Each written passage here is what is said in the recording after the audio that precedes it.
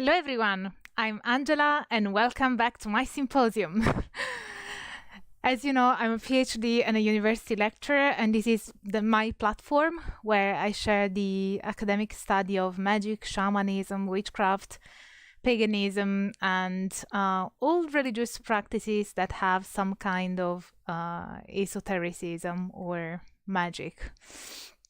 So let me see who is there. Hello, David, Kirby, Lady Kepera, and Andrew, always there. Hi, Christopher and Jessica.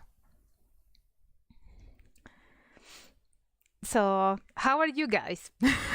I thought of having a Q&A because for a few reasons, to be honest. Oh, hi from India, Neha. Hi, David. So yeah, I just wanted to have a Q&A with you guys because I haven't heard from you in a while. We haven't had a discussion or a chat in a while. So I always like to know what you think, whether you have any thoughts or questions regarding my videos of my recent videos or even older videos, or whether you have certain questions. I cannot guarantee that I will have answers to all of them because I don't know everything, but I'm certainly happy to answer whatever falls within my expertise, within the realm of my expertise. So let me see who's there. Hi, Jessica Lea. Hello, everyone. I'm so happy to join you. Oh, nice. Hi, Hedge Druid. And hi, Christopher Morrow. It's nice to see a few of you guys here in the chat. So, do you guys have any questions? I can see that I am the Ice Lord. Oh, hi, I am the Ice Lord. I love Angela's Symposium. I will wait with bated breath. Nice, very poetic.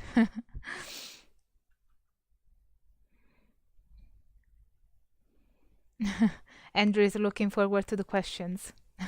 Andrew is actually one of my patrons, so he sort of I have now a good chance to remind you that if you love my work and you want to support me so that I can make more videos and I can keep the channel going, I would really appreciate if you join my Inner Symposium, also called my Patreon community. We have a weekly book club and monthly chats and lectures and all sorts of perks that you can check out on my Patreon page, or also you can send one-off donations in case you want to support this project. But even liking and sharing and leaving comments really helps. So any kind of help that you can give is really appreciated. So, Vincent Flores, hello, can I ask about people or celebrities that claim that they sold their soul to the devil? I know that there is no hell, but I'm just curious about it. Hi from Sweden. Hi then. So Vincent, that's an interesting question about selling your soul to the devil. First of all, as an academic, of course, I will always use an academic perspective, a scholarly perspective when answering your questions. So when it comes to selling your soul to the devil, it is an interesting concept, and of course it is rooted in a specific belief system, which is a Christian one. So I can tell you that there are contemporary practitioners that usually fall under the umbrella of Satanism, theistic forms of Satanism and esoteric forms of Satanism, that believe that they can have certain oaths with demons and with Satan. But as for selling the soul, it is it's an interesting one. It could raise lots of philosophical questions. For instance, what a soul is. Is there a soul? Is there a self that has a soul? And can it be sold or even offered, or is it just ingrained within you, whatever you is? So these are questions that would be interesting to explore from a philosophical and religious studies point of view. Andrew, question. Has there been any research done on how many secret covens there are in a country, England for example, or is that number unknowable? That's an interesting question, Andrew. Often at religious studies conferences, one of the things that scholars say is that it is extremely difficult to pinpoint how many even pagans or practitioners are there, let alone covens. And that is for a few different reasons. One is that labeling is not consistent. Not every pagan will call themselves a pagan. Some would say that they are heathens or druids or just witches. They would identify as pagans. And the same goes for covens. Not all covens would identify with one label, and they might be secretive and not share that they even exist. So these are very complicated matters, and I think that at the moment it is unlikely for a scholar to identify a specific number. I think that even an approximation might be quite challenging, to be honest. So let me see. Have you read Mircea Eliade books on shamanism? Hedge Druid? Yes, I have. I've done a PhD on shamanism, so I'm pretty familiar with Mircea Eliade. Yeah, it is. In academic circles, Mircea Eliade is considered to be a bit outdated, but I know that for practitioners, his work is still very much relevant today, so that is important to acknowledge as well. Blue Art Heals, are you still teaching? You must be doing really well financially. Yes, I am still teaching. As for the other comment, I'm just gonna not comment. Yeah, not say anything about it. But I think that you're not very familiar with academia and early career scholars and how the whole process works.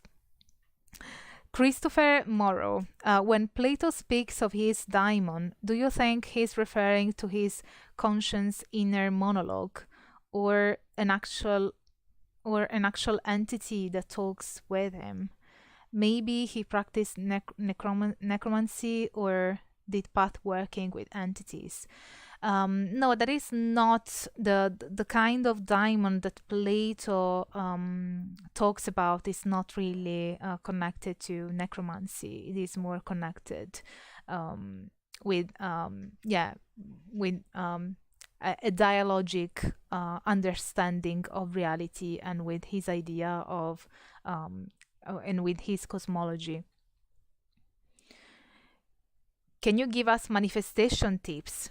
Vincent Flores is asking. Yeah, you can manifest academic knowledge by reading books.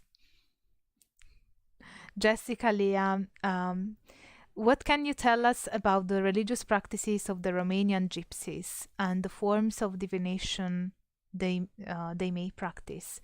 That's quite interesting, Jessica. I don't study Romanian gypsies, although I have some colleagues that do study them, and it is quite interesting because it appears that there are similarities between folk magic practices in Italy and folk magic practices in Romania, but unfortunately I haven't done proper research on the matter. But it would be definitely a good topic for a future video if I get the chance. David Kirby is asking, are there any known esoteric practices in island communities? What are island communities? Can you please expand on that, David? Vincent Flores says, I'm from the Philippines. Nice. Hope the weather is nice. Um, Eddie. Oh, hi, Eddie. Nice to see you. Eddie Driftwood has been a follower of the channel from, I think, almost the beginning, haven't you, Eddie? So it's always nice to read your comments and to see you in the chat. Jessica Leah, are Thelemites satanic? No, I wouldn't say that Thelemites are satanic. There may be practitioners of the Thelema or Thelema, as Anglophones would say, that may also be interested in Satanism, but I wouldn't collate the two under one category. The two are two very different things. But Thelema tends to be a very syncretic religious magical system. So it tends to incorporate things, and so it may seem as though there are elements, satanic elements, but I wouldn't say that it is the same as Satanism. Jason Myclef, hi Angela, been loving and learning from your show. I wondered if you have any take on Plotinus' influence on modern magical practice. Have you watched my video on Neoplatonism? Because I have a video on Neoplatonism on my YouTube channel. I think that Plotinus is quite a milestone in the development of magic. Both Plotinus, Neoplatonism, and Hermetic philosophy, Hermeticism, these are two very foundational philosophies, because with Plotinus you have the idea that there are certain degrees of manifestation from the one which is the godness. I wouldn't call it God just because for Plotinus it was impersonal, it was not a person, it was a source of everything. And so since everything that is in manifestation is an emanation from the one, from the source, you are still connected to that source. So you're not departed from the source, you're just far away from it. And so you can you still retain some kind of connection, and through philosophy and contemplation you can move a bit closer to the source.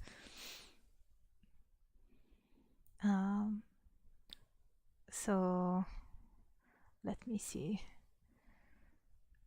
Neha is asking, do you have any idea on history of paganism in Italy? I have been researching on that lately. You've been researching on Italian paganism? That's interesting. Is it for a university project or for your own interest? I do have an idea of the history of paganism. I'd say that paganism in Italy started to become, I wouldn't say popular, because obviously it is still a minority religious system, but paganism started to appear on the Italian peninsula around the late 90s, but it was still very unknown in the late 90s. And then from the early 2000s, you started seeing books from Scott Cunningham or Silver Ravenwolf, basically books on Wicca, and also the Pagan Pride Italy held the first Pagan Pride event in 2001. So the early 2000s were the inception of the Italian paganism, or paganism in Italy, we may say, because if we consider Italian paganism like the Roman religion, that would have a completely different answer, obviously. So I guess it also depends on our definition of paganism. Here I'm intending the new revival of pagan practices, sometimes referred to as neo-paganism. So Blue Art Heals, what classes are you currently teaching? I'm teaching philosophy and religious studies. Actually, term is just over now. I delivered my last class on Friday, and it was Thomas Aquinas and Augustine, and their concept of reality, how they thought reality is, their conceptions of reality. So I teach philosophy and I teach religious studies. I led a course on the Bible this semester, which focused more on magic and witchcraft in relation to the Bible. So even the figure of Satan and its roots in the Bible, and hoodoo, and how they use the Psalms in magic. And so, yeah, obviously, when I have to deliver lectures on the Bible, they will pertain to magic somehow. But that's why you've seen a few videos on magic and the Bible on my YouTube channel, because I didn't have enough time to do both research for completely new topics for my YouTube channel and for my classes. So I was borrowing research material for my classes to make YouTube videos. So Janix May question: do you know? Oh, I lost it. Sorry.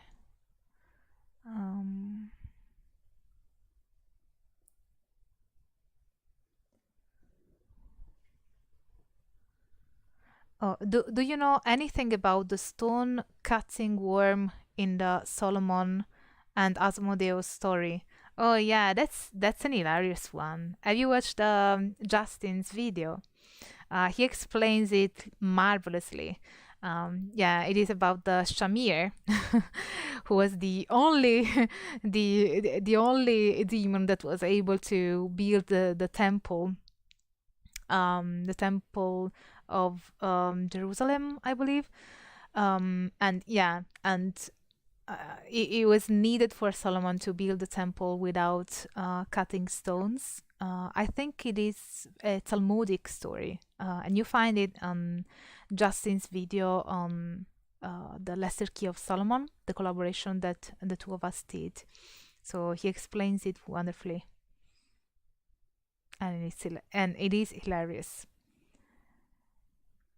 Blue Art Heals. Sorry, I'm ignorant about salaries in the UK. I don't think it's just the UK, but yeah, I'd say that it is a bit difficult for early career scholars, but I'm not gonna give up. I love academia, as you can tell, and I strongly believe that it is important to study this subject matter in the academic world. So one of the reasons why I have this YouTube channel and I'm trying to share publicly academic knowledge is to, allow both, academia and the communities of practitioners to acknowledge that this is important, that these topics are being studied by academics, by scholars, and it is important that they keep doing that. And as you can imagine, things are not particularly easy for people who study these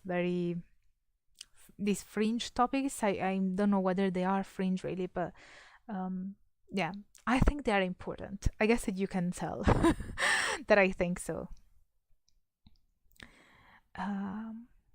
FA says, I once was heavily drinking wine, then got argumentative with my twin flame. Okay, I don't think that's a question.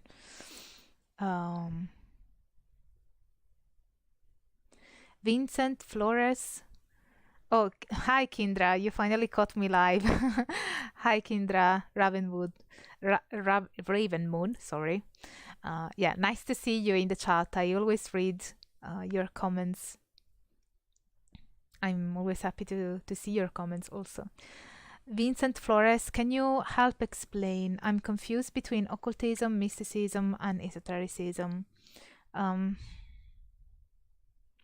That's interesting because since I'm conveying a scholarly perspective, usually I haven't seen these three terms defined properly, I mean, as distinct categories.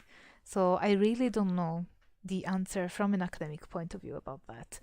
I'd say that from the point of view of practitioners, they tend to be seen as mostly the same thing, apart from perhaps mysticism. Occultism and esotericism are usually believed to be mostly the same by practitioners. Mysticism tends to focus more on the spiritual element, so not necessarily on the magical aspect, but also on the spiritual side of the magical practice.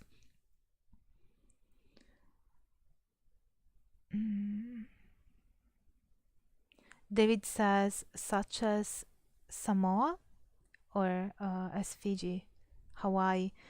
David, can you please repeat the entire question with the specifications so that I can, because now I don't know what your I don't remember what your first question was. Sean O'Flaherty. Oh, hi, Sean. Sean is also one of my patrons. Angela has a lecture on Neoplatonism. If you're interested, yes, that's correct, Sean. Sean is on top of things, on top of Angela's symposium.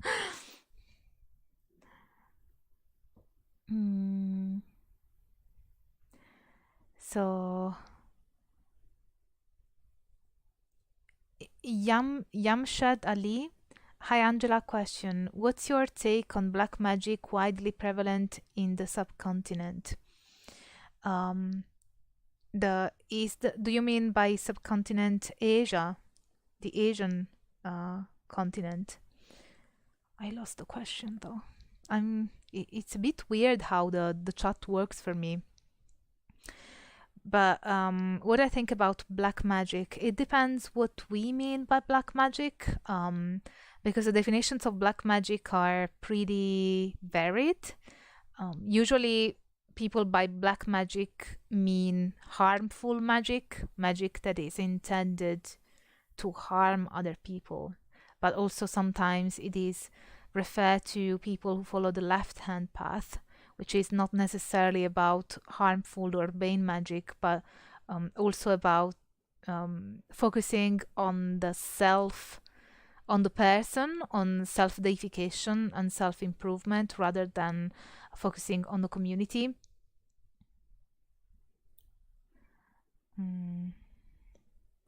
So greetings, Dr. Puka and all. Happy Sunday. Hi, Lady Kipera. I don't know if I'm pronouncing it correctly. Strega. Yes, strega is the Italian word for witch.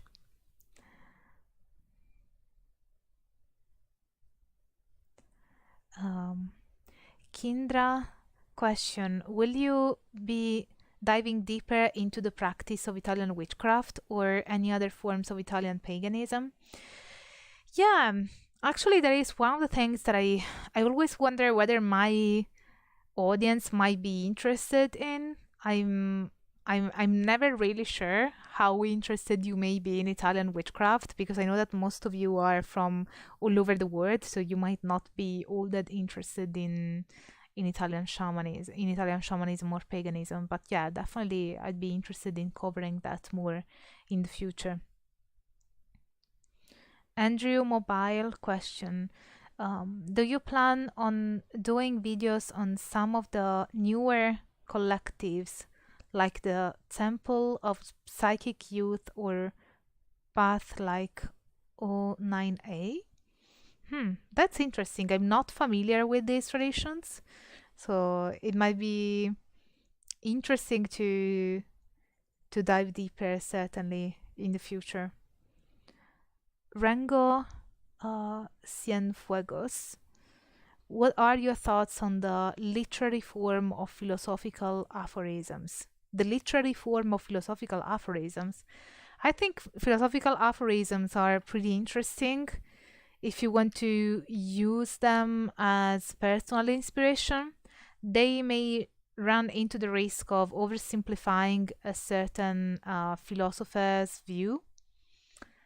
For instance, when you have lots of philosophical aphorisms from Nietzsche or from Schopenhauer, and from other philosophers, and sometimes there is a misrepresentation and misunderstanding of their philosophy, because just a sentence or just an aphorism can be really taken in a few different ways if you put them out of context.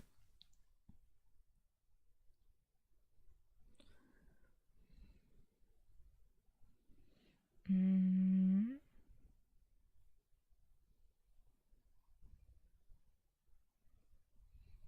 Kindra says Justin Sledge has an awesome challenge. He has an awesome channel. I cannot speak today. He covered the story of Solomon extremely well. Yes, Justin is amazing.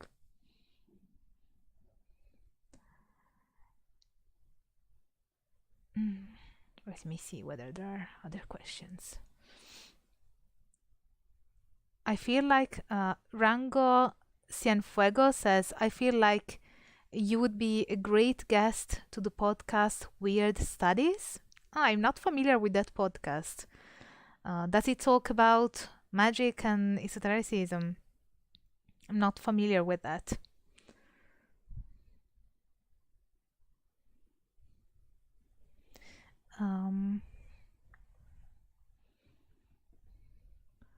Let me see whether there are other questions. It's a bit bizarre because the chat box keeps moving, and so it's difficult for me to catch all the questions.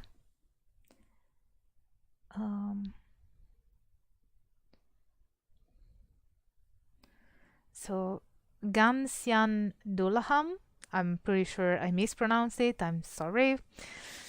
Question: with the pending release of information related to the UFOs in the US in June, do you have thoughts on how a possible reveal of extraterrestrial technology or life may affect belief systems?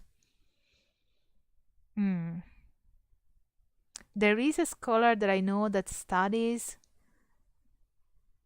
He doesn't study UFOs because we're talking about religious studies, so he studies the belief in UFOs and how they change the religious beliefs. I believe I don't want to misremember his name, but if you leave me a comment in the comment section, then I will I will check out and leave you the correct information. But there is a scholar that is studying UFOs in religious studies. Jeff Sol A, have you seen the TV show Twin Peaks? Have I seen Twin Peaks? I love Twin Peaks.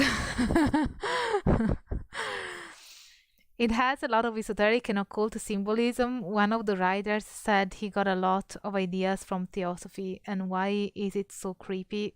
Oh yes, I love Twin Peaks. I'm obsessed with Twin Peaks. In fact, there is a video where I have a shirt with the Twin Peaks symbolism, what Laura Palmer does, and I have a few pins that I use sometimes on my jacket, which are the owl from Twin Peaks and the theme of the Black Lodge. So yeah, I definitely adore Twin Peaks. There's a lot also, a lot of inspiration was also drawn from Tibetan Buddhism. In fact, Dave Cooper also mentions Tibetan Buddhism when he's doing investigations over Laura Palmer's murder. But yeah, I adore Twin Peaks. In fact, I want to rewatch it once again. Lady Kepera, can you delve into the Hopi and other native tribes aligning their villages up on top of the mesas to the constellation Orion? I'm not sure I understood your question, but you reminded me that I'm trying to organize a roundtable on cultural appropriation versus cultural appreciation with other scholars and Native Americans. So hopefully I will manage to do that, because it might be quite fascinating to have the take, to have different takes on the matter. And I know that especially for people in the US, it is a topic that you are quite that you care about for good reasons. Andrew Mobile question: got any insights on the connection between neo-fascism and neo-paganism, or is that not as much of a thing outside of the US? That's a good question. So it is a bit of an oversimplification, but you tend to have practitioners that are more right-wing leaning in reconstructivist movements rather than in neo-paganism. So I would distinguish between neo-paganism might be the forms of paganism that have that were born in the 20th century, like Wicca, for instance, eclectic Wicca and eclectic forms of paganism. And then you have Heavenry and other reconstructivist movements. Sometimes they tend to have a leaning towards the right-wing politics, but that is not always the case. So, for instance, I have interviewed a few practitioners from the Roman reconstructivist movement. So they practice the Roman religion, and they try to do so according to the ancient sources, and they are not right wing. They don't lean toward those kind of ideas. But I have met a few practitioners that do, and they tend to, of course, as I said, this is a generalization. They tend to be more, they tend to gravitate more around the reconstructivist movements rather than the new forms of paganism, which tend to be very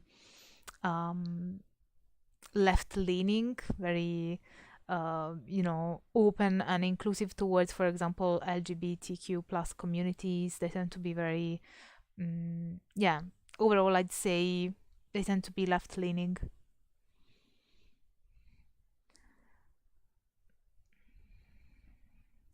So Genix May question: how much crossover practices can you see in New World and Old World shamanism, for instance, Brazil and Siberia? That's an interesting question. How much crossover? I'd say that there is an underlying, there is enough similarity for you to identify both as shamanism, but there are also enough differences for you to acknowledge that they are different traditions. And I think the shamanism needs to be understood in context, and so not only with regards to the time, but also the place and the specific culture that that specific shamanism is practiced in.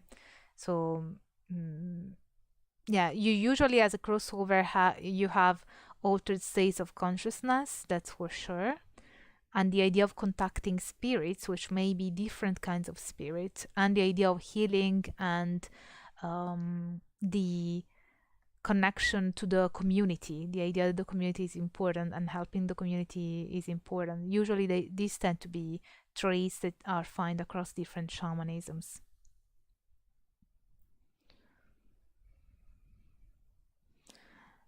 Lady Kefera says a lot of left-hand path, a lot of shadow work.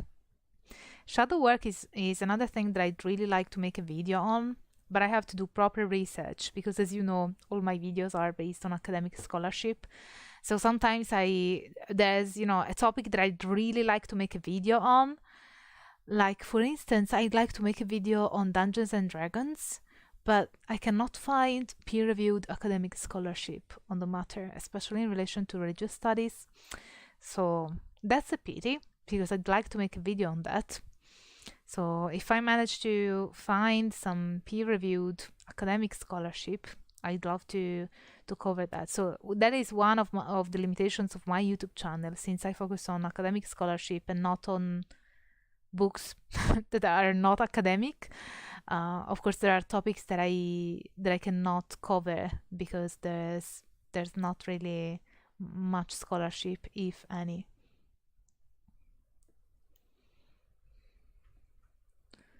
So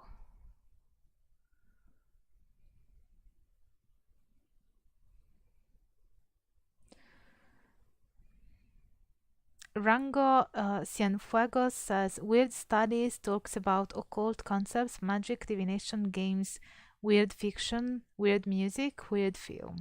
It delves into all of these things from an academic philosophy perspective. Yeah, that'd be interesting.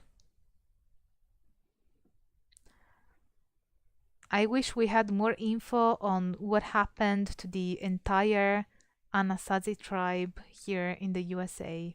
Yeah. Miss Sammy Hayol question. Are you a feminist?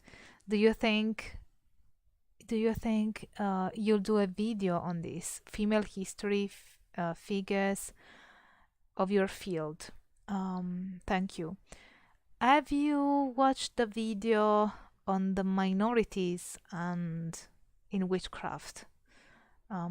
Because in that case, it talks a bit more about the LGBTQ community, but also it touches a bit on feminism and feminist theory on passing. But it'd be interesting to cover more about feminism. I think that it appears to be quite relevant when it comes to witchcraft. There are many practitioners nowadays that feel like feminism is part of their practice. So it'd be interesting also to see the interplay between the two.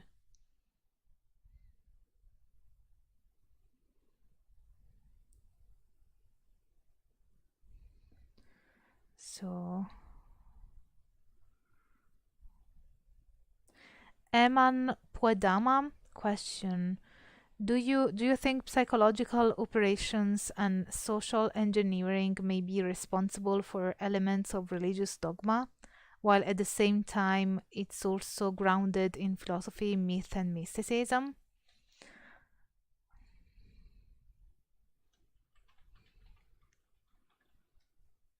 Hmm. Can you expand more on that, Eman? Psychological operations and social engineering responsible for elements of religious dogma. I'd say that, in general, I'd say that I wouldn't call it dogma, but religious beliefs tend to be influenced definitely by all aspects of culture. So, not only aspects that you may directly relate to religion, but also cultural elements in general. Any cultural element will affect in one way or another the religious belief system of the people that live in that specific society or in that specific culture. Kindra Ravenmoon. Another question. I noticed that many left-hand path practitioners are claiming Buddhism to be left-hand path. What do you think of this?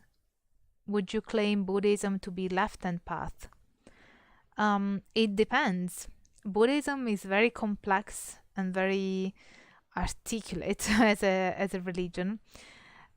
The idea of right-hand path and left-hand path comes from Tantrism, and so I say that you can have forms of tantric Buddhism that could perhaps classify as left-hand path. It really depends on the tradition and it depends on the practice. Sometimes we think of Buddhism as one coherent, consistent thing, but actually there are many different traditions. So I see that David Kirby is asking, are there any esoteric practices in island communities such as in Fiji, Samoa, Guam, or Hawaii? Mm, I would imagine so. That is not my specialism. It's not where I did field work, so I cannot properly answer. But as far as I know, there's some kind of esoteric practice anywhere really. I would need to do proper research to ask properly as to which practices are there.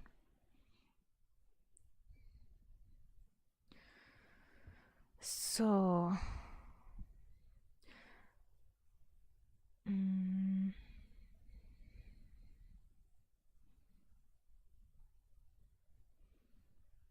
Genix May, thank you. Thank you for asking. Rango Cienfuegos says that Weird Studies talks about Dungeons and Dragons. I'm gonna have to look that up then. Sacred Meo says shadow work isn't for everyone, but it's a process of fully embracing yourself. I think that it's interesting. Shadow work is particularly interesting to me as a researcher on witchcraft and esotericism, because it is an interplay, an intersection between psychology and witchcraft. And of course, it is not the only way witchcraft has been influenced by psychology, but it is perhaps the most noticeable one. Shadow work, it is a common practice among magic practitioners, so it is very fascinating to me. And also Jung is very fascinating to me. My Patreon community has studied the Red Book by Carl Jung in the book club, so they will know all about it now.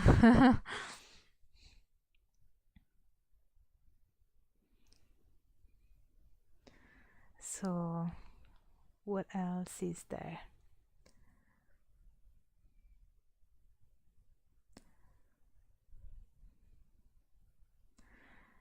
Eugene Kosis is asking, do you believe magic is real? There is a video on my YouTube channel on whether magic is real or not. It all depends on how you define reality, and usually in order for you to define reality one way or another, you need to endorse a specific theoretical framework, because that is how we conceptualize reality. It is not something that is given to us in one way. It is a social construct. So it really depends on the theoretical framework that you use, whether magic is real or not.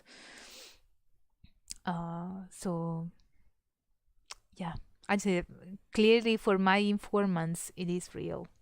So in that sense, it is also real, because if it is real for people and it affects changes to their lives, and it is part of the culture, then also in that sense it is real. It's real in that it affects people, it is practiced by people, and it is part of the cultural discourse. So these things sound pretty real, or perhaps concrete might be a better term in this case.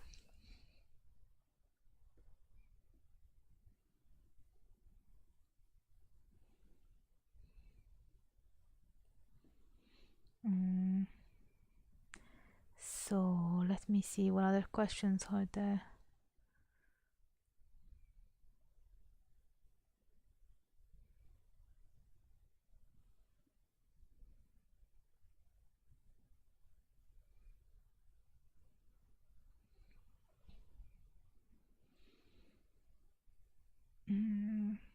Genix Max, do you think remote viewing is using a kind of shamanistic practice?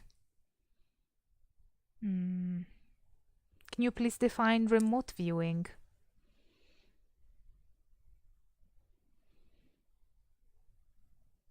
So Alpha Pitheos is asking, have you ever interviewed a brujo or a bruja from the Americas? Yes.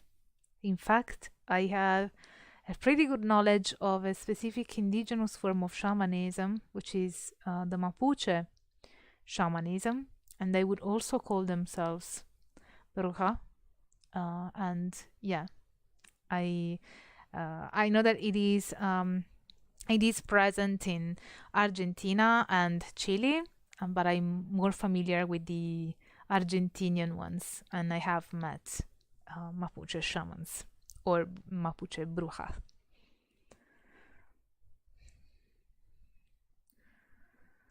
So, mm,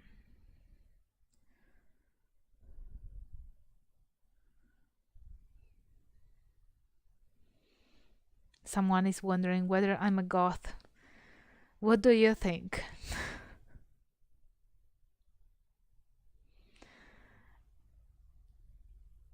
Mm, are you an academic that practices witchcraft? I am an academic that studies witchcraft. Oh, hi, Joao. Joao Lopez. Ye mentioned the book club. He's another one of my patrons. See, I've got the most brilliant patrons. I'm really happy about my inner symposium. Every time that I get nasty comments here on my YouTube channel, I remind myself that I have my inner symposium, my patron community. They are really nice and brilliant people. Lady Kefera question, Dr. Puka, discussion on the plant herb spirits that shamans from around the world used to travel between the realms.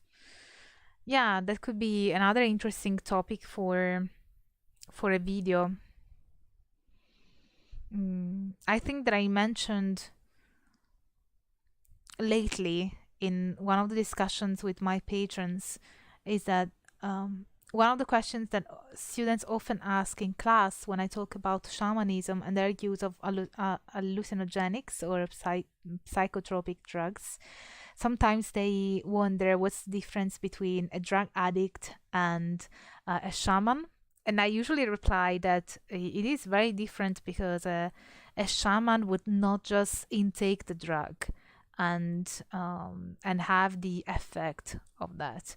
It is about building a relationship with the plant. So a shaman would not only ingest the herb, a shaman would cultivate the plant and enter in contact with the spirit of the plant, so that the spirit of the plant would tell him or her when to take that specific root or that specific leaf, and when to ingest it as well, when the shaman is ready and when he needs to wait. So it is more about building a relationship with the spirit of the plant, and the act of ingesting, it is just one of the aspects of this process.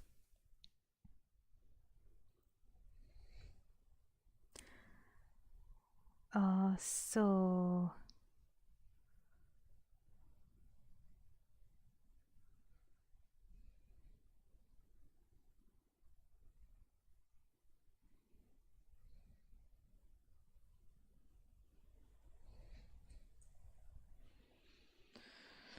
let me see whether there are other questions. Then Abrahamson question, would you do a video on the interaction between the Sami magic and the Norse peoples?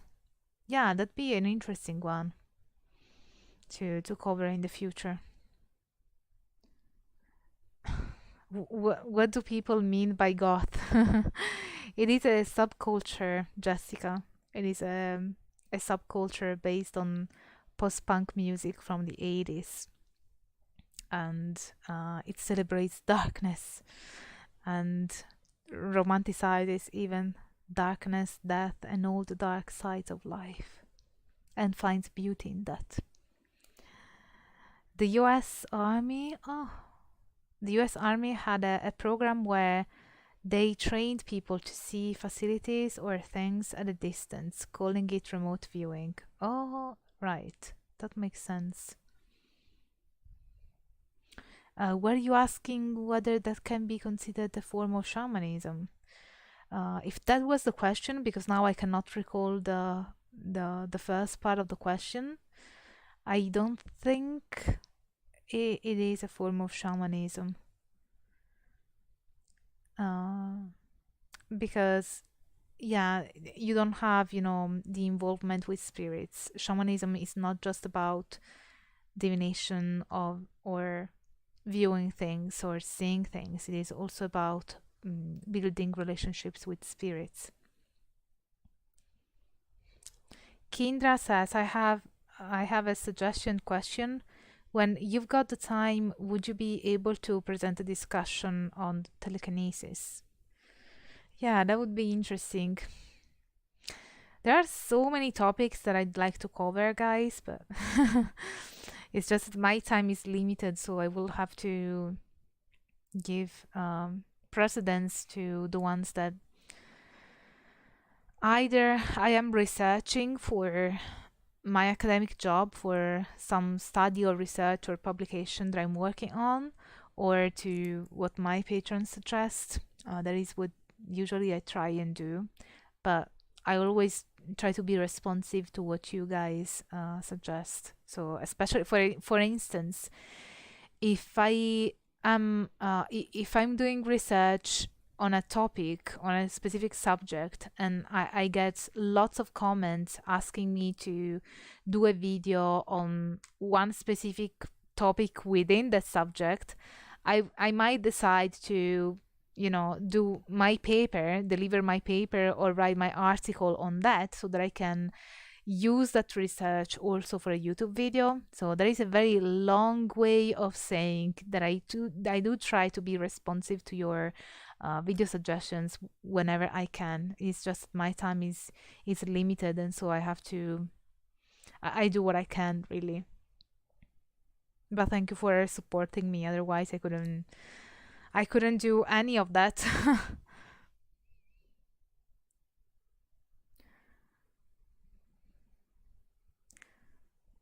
So, oh, hi Jessica. Thank you for the donation, Jessica. And she's another one of my patrons.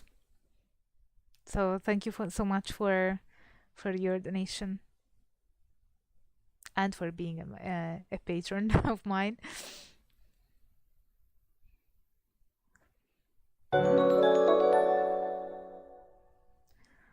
So let me see if there are other questions.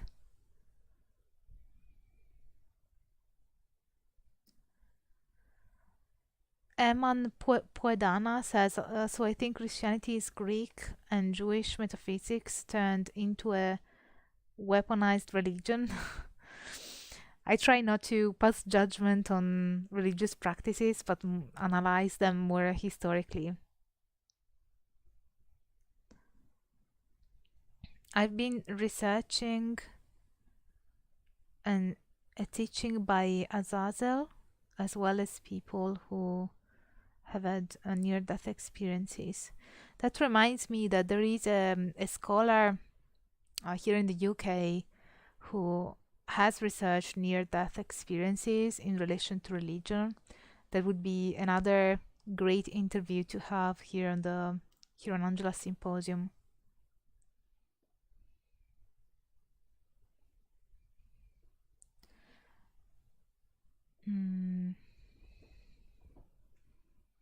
Oh, Jessica Leah says, thank you for supporting our education. Oh, that's very sweet of you, Jessica. Thank you so much. I'm happy that you guys find my content useful. It really takes a lot of work. I have to say that, but I am proud of this channel and of the content that I put out. Yeah. It was quite hard to keep up with the videos these past few months, but I try to find the time because it really matters to me, and it's so important that it matters to you guys as well. I am the Ice Lord. Angela, would you say conjuring demons is a worthwhile way of obtaining hidden knowledge? It is is it too dangerous? Well, as a scholar, I can tell you that there are practitioners, especially those who follow the left-hand path or theistic Satanism, that would find that to be worthwhile.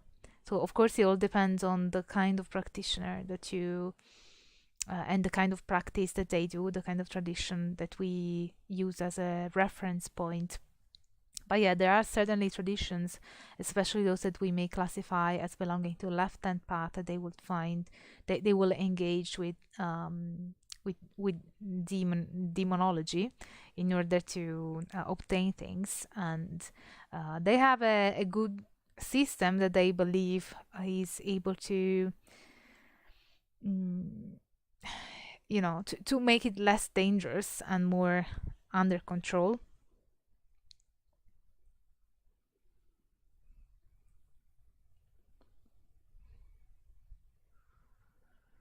So when I was at school, 1999, we were gods, I guess, and that also meant shunning high street consumerist brands.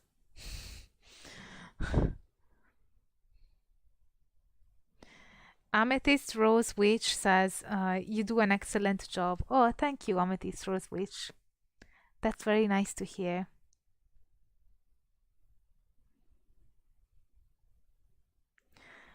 Question: why do you always dress dark? Is that an academic question? I wear dark to match my soul.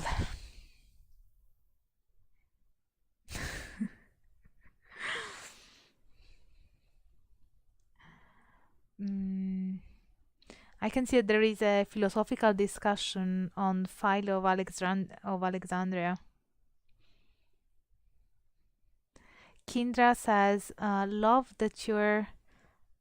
what you're doing and appreciate all that you share. Oh, thank you, Kindra. It's very nice of you.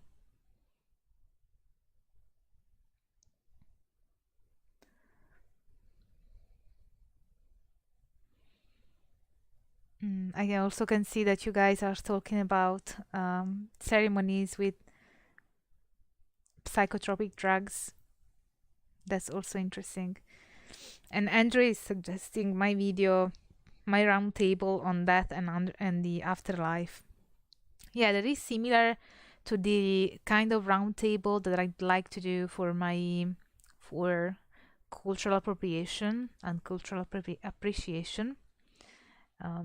I think that there are certain topics that really deserve not just one take, although on my YouTube channel I don't really give one take. Usually I review the current scholarship and what the current research says, unless it is a video that focuses on one source only. But when it comes to cultural appropriation, I think that it might be worthwhile to have different views and have a bit of a discussion. Not necessarily, a discussion. It might just be that, every scholar may inform the other, or can inform us on their views and their research, because especially in this case, I think that cultural appropriation is quite specific to the context.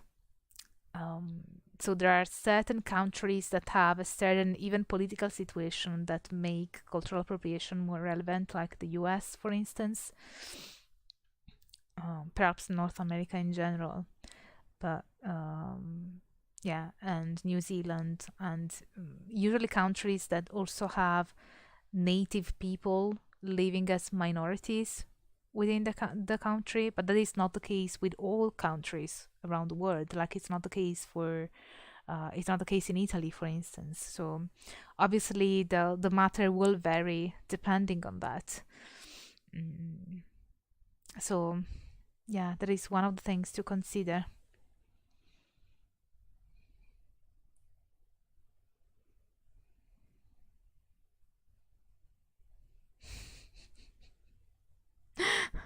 Then Abrahamson says, I sold my soul to the devil, now he wants his money back.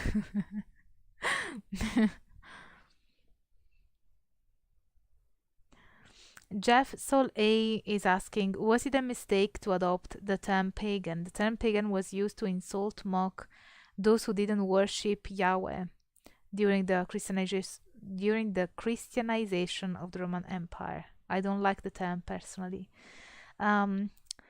This is another matter that I discuss with my patients. The thing is that it is true the term pagan, just as the term witch and other terms, well, the term witch in Italian for sure, and other terms were born out of perhaps not necessarily insulting, but a way of undermining, or perhaps, a better way of saying that is to use the academic term othering, so to make something other. So that means that the term pagan was a way of saying they are the others, the non-Christians. But that didn't just happen with paganism, that happened with Christianity too. Even Christians were defined as the Jewish sect that believed in Jesus as their Messiah. They were like this odd Jewish group, these odd Jewish followers of Jesus that were doing everything according to the Jewish law, but then they also believed that Jesus was their savior. And so the first occurrences of the term Christians, they weren't quite, it was kind of a way of saying that they were the others. So even in that case, it was a term of othering, and the first occurrences tend to be critical of these groups. So I don't think that it is something that only occurs with pagan, but it occurs with many labels, especially because when you will not call yourself, there's somebody else that will call you. I didn't call myself Angela, my parents called me Angela. And when you use a label to other something, to say, okay, this is other than me, when it is of course a parent, that will be something that they do out of love. But when it is about calling another community and othering that community, to say that is other than what we are, it is pretty likely that perhaps they won't have the best they might see that as a not as a good thing. But I don't say that it also, we also need to take into account that terms are malleable, and they acquire the meaning that people that people give to them. So people may well reappropriate the term pagan and make it their own. That has happened a lot, even in minority communities, not just religious communities. That a term that originally was started out as an insult, it becomes a neutral one, or even a positive one, when the community reappropriates it.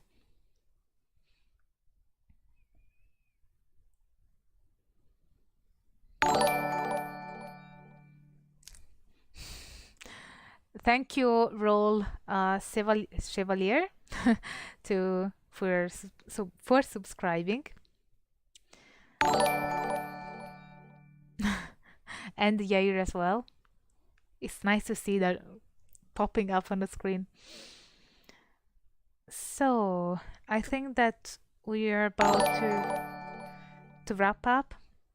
Hi, Rose Crystal. Everybody's subscribing now. That's nice, though. Oh, hi, James. Thank you for subscribing, Ashley. Nice to see you, James. I promise I will work on the video we are working on. in Feral Child just subscribed. It's nice to have these pop up that tells you who has just subscribed. But yeah, nice to see you in the chat, James. Oh, hi, Justin. Justin Sledge from Esoterica has just appeared in the chat. I hope you're well and such great answers to such great questions. Hi, Justin. In case you don't know, Dr. Sledge has a YouTube channel called Esoterica. So I'm pretty sure that most of you are already subscribers of his channel, but if not, definitely go over there and follow him. He's great both as a person and as a scholar. James says, no worries. Well, I do look forward to that. So but yeah, Justin, expect an email from me. We need to catch up soon. I am the Ice Lord says, what are your feelings on ritual magic and conjuring of demons to gain hidden knowledge? Too dangerous? I think that you already asked that question and I answered that as well. Yeah, definitely. Andrew says, don't forget to like the video. James says, I adore Justin as well. Yeah, Justin is quite lovely, and I know he recommends my channel quite often, which is very nice of him. We are friends. Boom boom, Dr. Sledge is in the room. that's a nice one. Anyway, I guess I'm gonna wrap up the live stream now.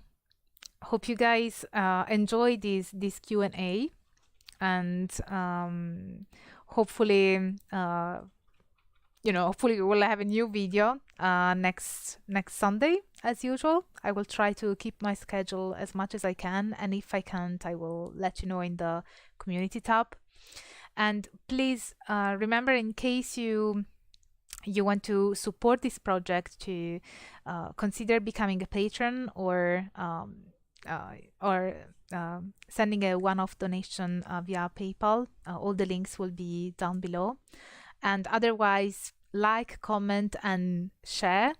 Everything really helps the channel grow, and it helps me keep making these videos. So thank you so much for coming, and thank you so much for doing all of those things. But I know that you like my outro, so I'm gonna end the usual way and tell you guys, both you that are now in the chat and those who are going to watch this later, that if you like this video, you should really smash the like button, subscribe to the channel, activate the notification bell so that you will never miss a new video from me, and as always, stay tuned for all the academic fun.